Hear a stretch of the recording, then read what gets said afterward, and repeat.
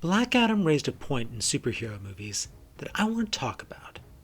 Actually, it raised three competing points over the course of the movie about superheroes on the world stage. At first, I thought that the authors didn't think about it sufficiently. But then I realized they couldn't give a clear answer because it's a complicated question. That is, when should the powerful intervene in the affairs of the less powerful?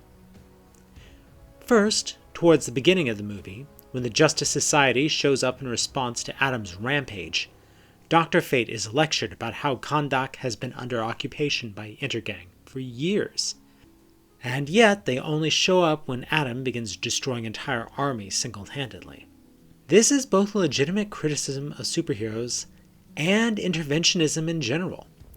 After all, there are countless military juntas and oppressive governments in the world. These injustices run rampant. Why shouldn't the Justice League take them out? After all, what could have stopped Clark from simply walking into Berlin and Tokyo and taking down the two emperors before breakfast? I know, from a Doylist perspective, you don't want to trivialize the war. And from a Watsonian one, well, there were enemy supers and magic that explain why the Justice League couldn't just stop everything. However, the point remains. Why would heroes not be major players on the world stage? After all, the X-Men can take down entire military divisions with a small squad. Why wouldn't the Pentagon want them under their command? The movie accepts this, as the Justice Society is shown explicitly taking missions from Amanda Waller, who has graduated from just using supervillains to actually dispatching heroes. On the other hand, I would like to remind all of you of the dangers of interventionism. Answer honestly, is Afghanistan better after 20 years and 200,000 lives lost? How many governments has America overthrown to protect the world from communism? And how many of these have we actually made their lives better in the long run? And even in those situations, in how many was it worth the lives lost? Yes, the Black Adam movie tries to make this into a more black and white situation by having the military government be a bunch of foreigners called Intergang. But seriously, what right does the Justice Society, or League, or anyone else have to take them down? Even if they did, would it actually bring peace? Or would it just leave a power vacuum that quickly dissolves into chaos, or the nearest opportunist taking the throne? If they did set up a new government, how would they know to trust this professor or that ancient hero or that descendant of the royal line? In the end, no matter what they did, the result is a vassal state subservient to the force that put it in power.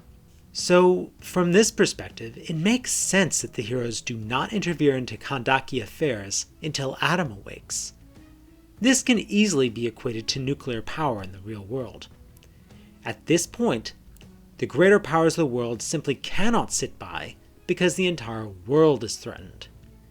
However, their intervention is targeted only at ensuring that the threat to the wider world is contained, rather than a full regime change.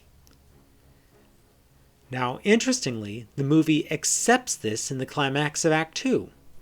While Adam and the Justice Society work together for a time, when a conflict arises, Adam says simply, "Not your country, not your people, not your decision," taking a strong localist and anti-interventionist stand.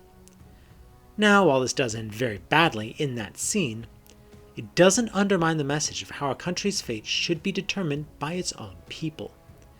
A message that's borne out in the rest of the movie, as the Kahndaqi people are the movers of the finale, with the Justice Society only lending supporting firepower. I do like how this movie actually accepts both sides of the coin on interventionism, and definitely recognizes the pitfalls that military force intervening in the foreign conflicts can have, while recognizing the necessity of it at times. Of course, then there's point 3. The final point that's relevant in the fiction, but not so much in the real world. There is a clear and lingering question in all superhero films. What happens when a super takes the throne? Black Adam touches on this in the finale, as Adam finally sits on the throne, recreating the iconic painting by J.G. Jones. However, it wisely averts it, as Adam refuses to rule. He knows in his heart that he is the laborer who became a warrior. He has no desire or ability to run the country. However, let's be honest. Power corrupts, and absolute power corrupts absolutely. At what point would someone on the Superman level decide he has had enough of these squabbling mortals? What could stop any of them from ruling planets on their own, like in Red Sun, or with a team of Justice Lords divvying up control of the planet? We have seen how powerful mere mortals can be when they get enough people behind them. What happens when you have an Ubermensch ruler who can smite planets? We have passed mere fascism or monarchy, skipped past theocracy, and hit into full-out deocracy. Direct rule by a god. Now, fiction in general and fantasy in specific is in awe of dictatorships and monarchies, loving the idea that a good ruler will solve all of our problems. However, there is a reason we consider this a very inferior form of government. It's good that the movie addressed this open question before rejecting it as a bad idea. So, overall, I have to praise the writing team on Black Adam. It has surprisingly delicate handling of a complex theme you don't normally expect from a genre best measured in explosions per minute. And so I turn the question to you. Have you thought significantly about hero interventionism, or how the existence of supers would change the world stage?